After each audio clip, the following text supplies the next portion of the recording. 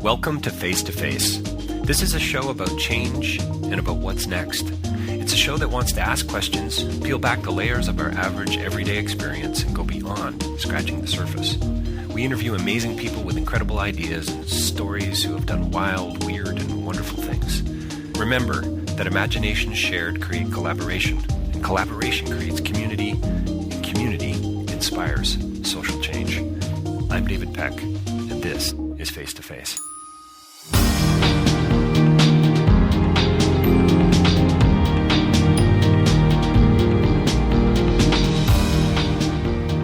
My next guest is Julie Hirshey, and she's with Eagles Care and works alongside the Philadelphia Eagles as the Community Relations Director. And we had a great time, and we talked a lot about nonprofits. We talked a lot about charity and how do we, as individuals and as community-based organizations, create a more significant impact. We talked about relationships, really, in a sense, but Julie gets very specific, and in a way is doing things. They're doing things very differently than I would say most organizations out there, and so they're coming along, other nonprofits, and helping to build capacity and just really, I think, changing the way, certainly changing the way traditional sports teams get involved with giving back into their communities, but also, and I teased her about this, but I think Julie needs to write a book about what's next and about how to engage philanthropically and about how to engage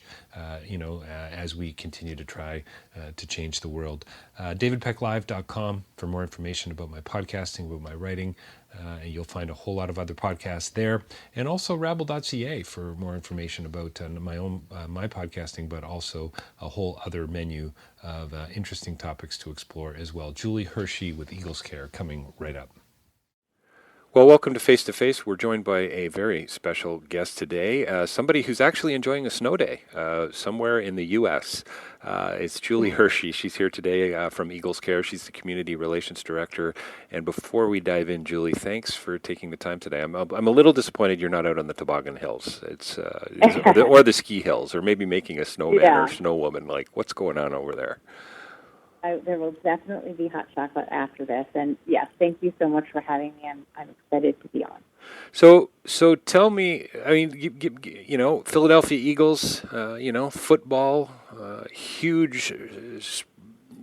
The world of sports that you live in is connected, but kind of not what you guys really are all about at Eagles Care. Can you give me and our listeners a little quick overview of what you guys do? Yeah, absolutely. And again, thank you so much for having me on today. We are a football team, American football team, and so much of what is important to us as an organization is giving back to our community, and has been since Jeffrey, Laurie, and Christina, wife Laurie, purchased the team more than 20 years ago. And so on our end, for many years we had gone and done community relations in a more traditional sense, what most people would view if they looked at a traditional sports team. So they'd be doing player appearances and donating auction items and things like that. And that is a wonderful thing to do. And for us, we did that for many years.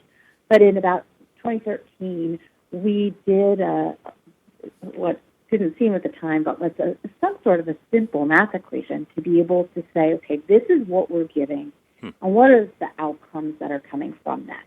Are we moving the needle at all? Because we really were able to see that we were giving a lot, and we didn't think that that the community was getting out of it equal to what we were giving. Right. And so we took a step back and said, both how can we reevaluate our assets and what we're giving to people, and then how can we give them in maybe a different way that would create a more significant impact for the, quite honestly, pretty high volume of what we were giving.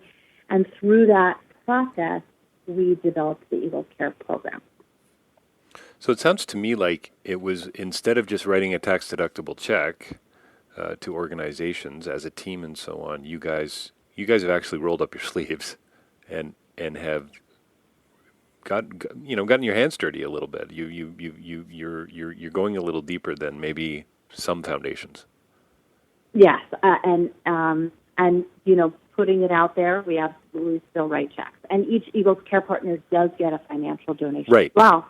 But our hope, and we've been really fortunate, and this is what's come back to us, is at the end of our year-long partnership, and we can talk a little bit more about what it is, we get all our partners coming back to us and saying, yeah, the money was great, but beyond that, the partnership that we've had with you for the year and then it continues has really been more valuable than the dollars that we're giving. What I love, having worked in the nonprofit sector, charitable sector for so many years, what I love about that is that you're saying, yes, clearly money's important, right? Every organization needs it. In fact, I don't know about for you guys, but up here in Canada, it's getting harder and harder to raise money for initiatives and, project-based funding and those kinds of things. So, but you're saying, yep, really important. But you know what? We're actually, we believe in the partnership. We believe in relationships as well. They matter, right? Building capacity matters.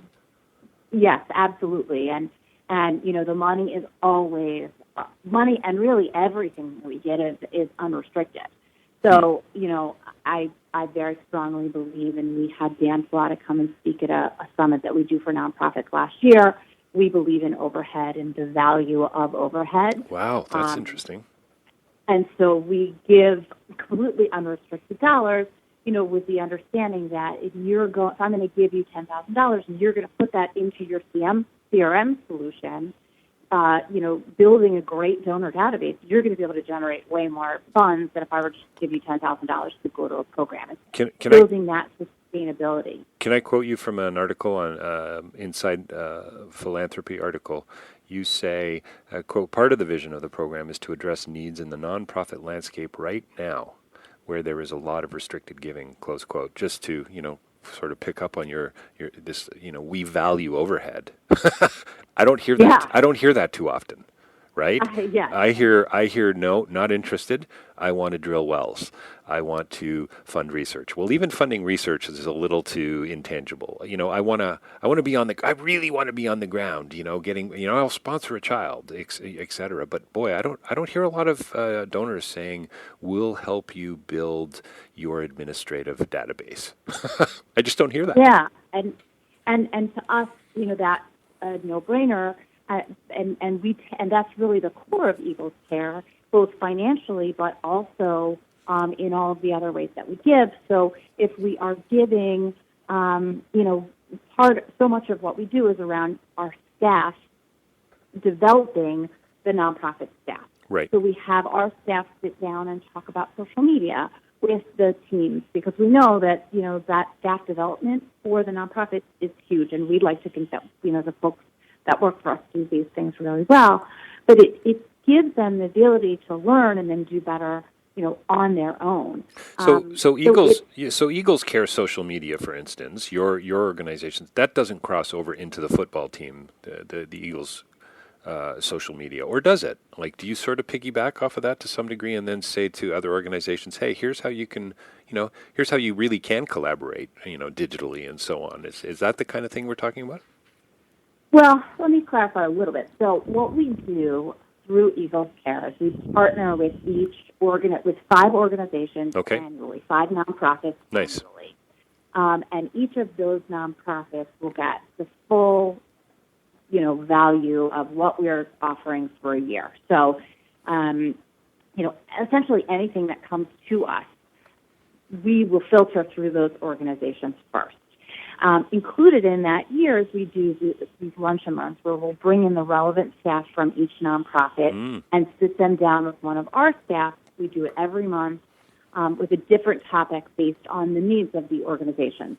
So again, taking another step back, we sit down at the beginning of the year with each of the nonprofits and ask them to do a needs analysis. So tell us what you need for your organization, regardless of what you think as a football team we can give you, because they're going to think smaller if they think like that. But, right. They're going to think kids. Right. We want them to think like furniture or something much bigger than that. Right. And then once we sit down with all 5 of those lists, if we know that everyone needs help with social media, we're going to set up a social media lunch and learn, where we're going to have all the staff who handle social media for each of the 5 nonprofits sit down with our team and take them, it's not one-on-one, but one-on-five through, whatever the topics of the day are, so they can each be better in that space. And then if there's an event that they're trying to promote, they'll tag us in the social, and then we can, retweet it to our constituencies as well. So it's that approach where we're trying to help them be better in every area. So why should a sports team do this kind of work? I mean, I guess your quick answer might be, well, David, we're not a sports team. We're connected to the team. But clearly it's driven by some sort of an ethic, some sort of an understanding of, hey, we've got all this, so we want to give back. And the few, football players and baseball players I've met over the years who do this kind of work, incredibly generous, right? So, can you speak to that a little bit? Like, is it just a spirit of generosity we're talking about here, Julie? So I think, first of all, we are the Community Relations Department of the Philadelphia Eagles runs the Eagles Care Initiative program, whatever. So it is the Eagles. This is what the Eagles do. It's how we serve, and we continue to work with many other nonprofits through the year. But our Eagles Care partners are our first filter. Right. Okay. Fair enough. Good. And what I'd say is that once we had an opportunity to take a step back and look at our giving and how we were giving, to us it seemed like there wasn't another way to do it. It was just like I would argue that this approach shouldn't be limited to sports teams. That this is, from in our view, one of the best models for corporate social responsibility overall. And again, that's the approach that is best for us. So I know there are teams that do all sorts of different things, and it's because that's what works for them as an organization best. But for our organization, to be able to give in this way, it became more of a, well, why wouldn't we do this? Right. It's so good. So, I remember hearing an interview with a very famous poet and reading about an interview, William Wordsworth. You don't get much more famous, I suppose, in classic and old school. And supposedly the story goes that he was asked, why, William, do you write poetry? And he stopped and he paused and he said, I think a better question is, why don't you write poetry? Which I think is kind of how you're looking at this. There is no other way. This is the way to do community development, and it's about impact and reach. Right. And for us, I have had organizations that we've really thought might serve as really good Eagles Care partners, and if they weren't able, they were so dedicated to saying that their overhead was low, that they weren't going to be options for us to partner with because their approach was very different from ours from a nonprofit perspective. Right. For me, we have opportunities throughout the year. Last year we had, we were so fortunate that when Beyonce came and did a concert at the stadium, we were donated some tickets that we then gave to our Eagles Care partners. And we really said to the partners, and mean it, and broadly speaking, is they could certainly give those tickets to the constituents that they serve. That's fine. But if it was more valuable to them, and in a lot of cases it is, to give those tickets to their staff, to say thank you for, working as hard as you do throughout the year, great. We got emails from executive directors saying people were so excited because the staff was given an opportunity. And to me, that's incredibly valuable, or giving them to a donor that they felt like made sense. So when we get, all our giving ends up being unrestricted in that way because we know that each organization works very differently. And if the organizations that partner best with us have the ability to see that, those tickets or whatever the thing is that we're giving them can be used in many different ways. And, don't, this is sort of a weird way to say it, but don't feel bad giving it to their staff over or something. I think it's a really interesting insight because I think there is this sense of if we get money, we can't spend it on ourselves, right? And so Yeah. to hear a donor say that this is unrestricted, I mean, there's a whole lot of different ways we could go with this. I mean, certainly heard a lot of nonprofits, charities, NGOs say we need more unrestricted giving. The problem is designated giving, and because we get too much for this project and not enough for this. There's a lot of trust there, it seems to me. How have you worked through that? How does that come into play when you're choosing those 5 nonprofits that you work with for the year? Yeah, that's a great question. I think we get a lot of applications. I bet you do. And what we try and do is we have mechanisms throughout the year. Like I said, we work with other nonprofits throughout the year as well. We have other mechanisms where we can date before we marry, let's say, right. where we can work with the nonprofit on one individual thing, so that we can get a sense of what it is to work together. Are we compatible? Do they have the same values as our organization? Are they going to feel comfortable giving something, in the way that best suits them versus, in a different way? So, and then we have an initial application, and then after that, we'll do a few rounds of interviews where we'll sit down and talk to them and get a sense of who they are. And, our biggest criteria ends up being our biggest criteria for selection ends up being the ability to be helped. So they right. have the ability to benefit from the type of help that we're trying to right. offer. Right. And that's both culturally, like does the culture of their organization match with the culture of ours? But also, are they close? Are they too big or too small to be able to benefit from this type of help?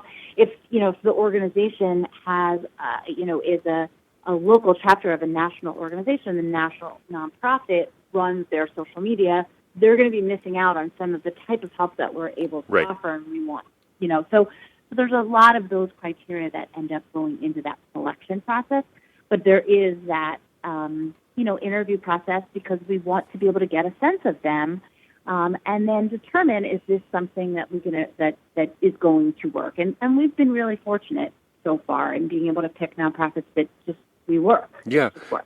How do you measure impact? I mean, so much of it's hard to quantify. A lot of qualitative indicators come into play, relationships and so on. But what is it that you guys have landed on, or is that, would you say, still in kind of a work in progress? So we are not, a research-based organization. We are at our core a football team. But what I'd say is most of our measurement is anecdotal. It is at the end of the year when we have a nonprofit partner that says to us, we have increased our giving based on increased our donations based on the fact that we used to just ask for a 1-year commitment from sponsors, and now, after sitting down with the Eagles sales team, they've learned the value of asking for a 3-year commitment for a gala sponsorship. And so there's been an increase in that way. It's hard to measure a lot of the, morale impacts that we hope that Sure. we get, but we know that is there. So a lot of it does end up being anecdotal. But from our side, I think the two pieces that, we're able to more accurately track what we are giving out now, and because it really is focused in, to 5 nonprofits for the most part, but we're also able to get one of the valuable parts of this initiative for us is that at the end of the year, the nonprofits that we work with have a sense of our organization and who we are. And what we're about, right. the values of our organization, and the fact that, and they get a genuine sense that that our work in the community is important to us. And if that weren't the case, they would get a genuine sense of the opposite, And so that to us is one of the best impacts, the measurables, is that at the end of the year they get a sense of who we are and are able to either be a third-party validator if need be and say, nope, the Eagles really mean this stuff, or just have that ability to share with their constituencies what we're all about. It's really refreshing to me, actually, to hear this, because it seems to me that a lot of foundations are going in a completely the opposite way. That measurement can't be anecdotal; it has to be quantitative. It has to be, where's your results-based management strategy? Where's your log frame matrix that you've written with your series of indicators that you're going to measure back on, and tell the board of directors what we did and how we did it and how much it cost us? I think it's wonderful that it sounds to me as if your measurement is through story. Through personal narrative, and through, this is how we've changed lives, this is how you guys have changed our lives and the way we do things here at this organization. I think it's quite refreshing and quite remarkable. And we are not a nonprofit, so we probably don't, and we don't have a board of directors, and so we do have that benefit, if you will, of not having the same level of scrutiny. Right. But we do. But in one way, you would almost think you guys would want it more. And you know what I mean? Like in a sense, and I think maybe for me, that's what I'm kind of struck with right now, is that it really is refreshing. It's not new necessarily. It's just it's a way more relational way to go, it seems to me. Yes, it's definitely relationship based, and that if people, we can see, and yes, so I think on the football side, or really non-football, but in a corporate side, we are able to track through our survey and our research team the feelings and attitudes of Eagles fans throughout the city, and can track those 2 points together. And I think if we ever reached a time where, we felt like this anecdotal piece was not working, then we might have to reevaluate. But we're fortunate enough that that's okay for us for now. And was that a really conscious choice? Was that a leadership sort of decision? Was it something that was driven by, I don't know, a conference that somebody attended, a book that somebody read, or was it actually a personal story? I think what I love is, I love hearing about. I don't know if you've heard of John Wood, but he wrote a book called "Leaving Microsoft to Change the World," and he left Microsoft and went on a trip to Nepal. And because he met a young boy who took him to a school, he started an organization called Room to Read. And as they say, the rest is history. Remarkable, right? You don't get much more anecdotal than that. And look what's come out of it. Was that sort of a catalyst, a motivating factor? Well, I'd say it was intentional in the sense that we knew that what we were doing before wasn't working. Okay. So, we were able to, going back to the math equation from the beginning, people were not getting a sense of who we were. Right. Before we did this, people didn't get it.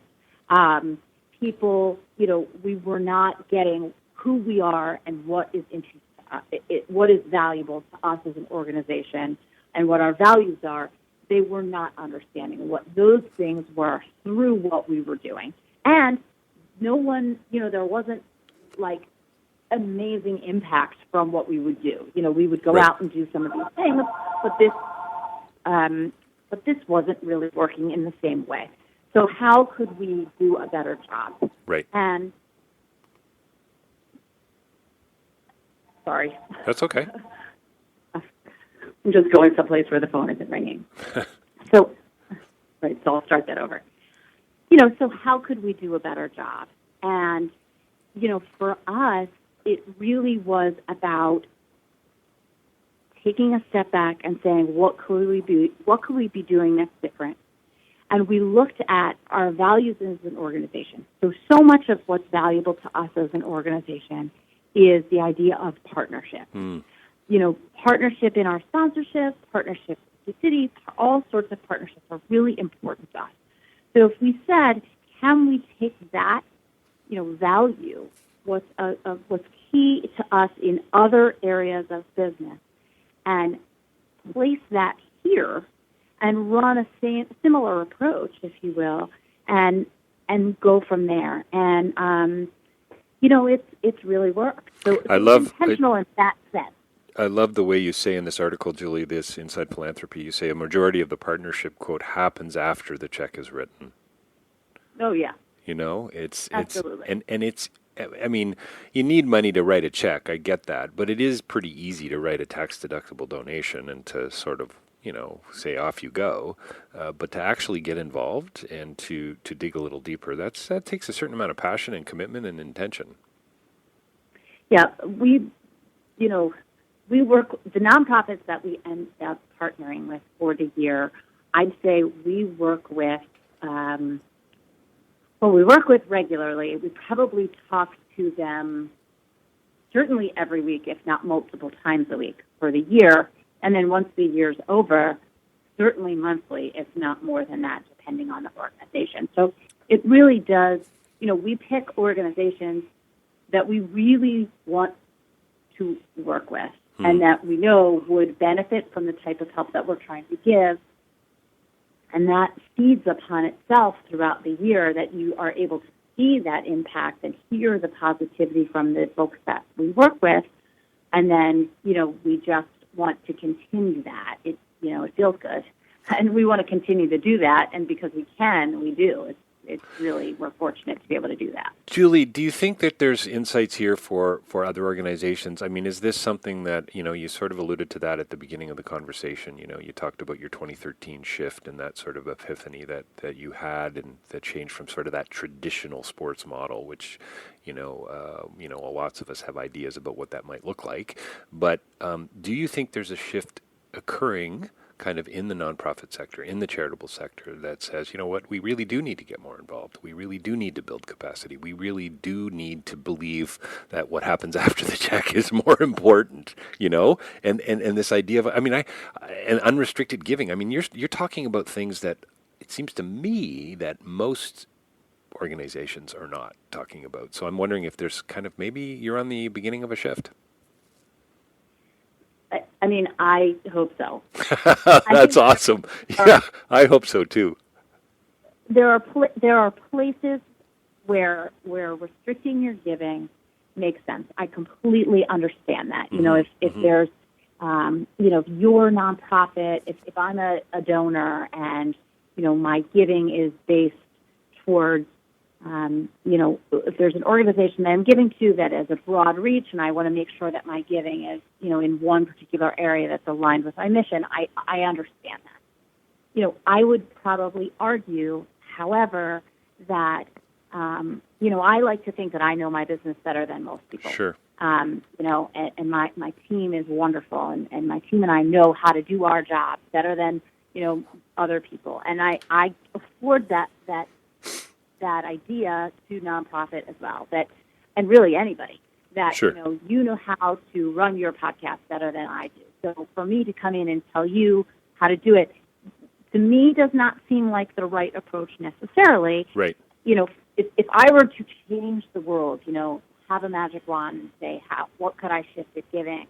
I would probably give, not exclusively to overhead, but I would change that view so that people understand that the value there in right, supporting the nonprofit. That when that rise of water lifts all of the ships. It really does lift the organization itself.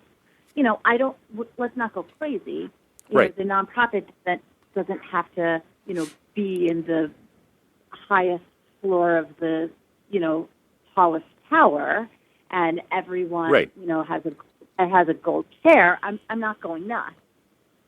But they should all have a comfortable chair, And well, it's all, what's so strange to me, as I'm listening to you speak. I think you're nailing it, but we would never expect a business to operate that way.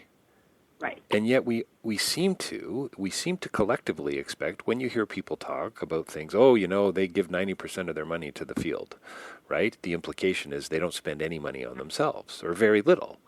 And why why would we support that? Let's turn this on its head a little bit. And that's what's so exciting to me about what you guys are doing. This perhaps this NF style philanthropy is the way forward. Yeah. Or approach to philanthropy is the way forward. I think it's marvelous. I think the pendulum really swung, in the last 10, 15 years, so far towards the idea of, directed giving, that I think it's time for it to start moving back towards the center. Yeah, no, I think you're right. Hey, can you, just before we wrap up, can you talk a little bit maybe about some of the organizations, if you'd like to, or more importantly, about how people can get involved? Yeah, so we have, wonderful organizations that we work with throughout the year.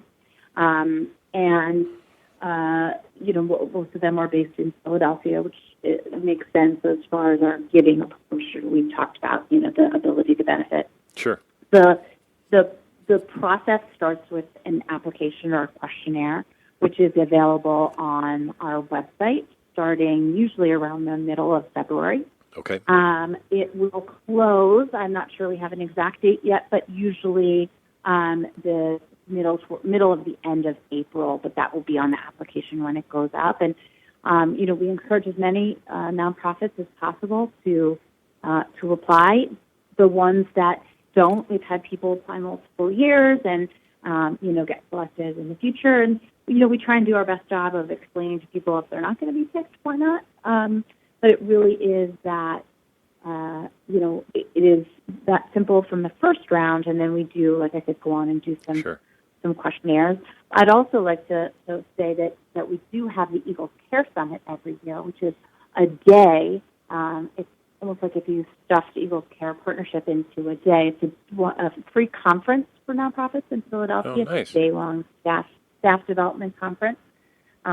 It's going to be on April 11th this year at Lincoln Financial Field, and it's free for everyone. I think we do a max of 4 people per nonprofit. Nice. To come and enjoy the day and get a sense of, we have all sorts of different topics, all, again, staff development. That's amazing. For nonprofits. Hey, so that'll be up on our website as well. Amazing. I hope you'll think of me if you're considering doing an on-stage interview.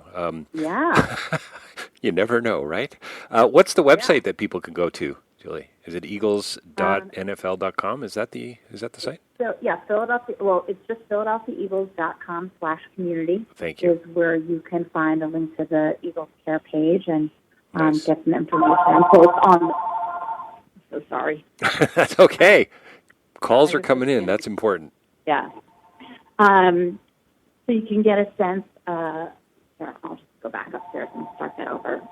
Sorry, I moved back and I shouldn't have. So you can go to philadelphiaeagles.com/community, and that's where you can get all the information on the Eagles Care Summit and what we do in the community, as well as the questionnaire when it goes up. And that should be up mid-February. Fantastic. Julie Hirshey, she's with Eagles Care and comes alongside the Philadelphia Eagles and, more importantly, alongside nonprofits in the area. She's the Community Relations Director, and she's been sharing today about how to engage and create impact a little bit differently than most, it seems to me. Julie, thanks a lot for your time. I really appreciate it, and I hope maybe we can do part 2 together in the future. That would be wonderful. Thank you so much.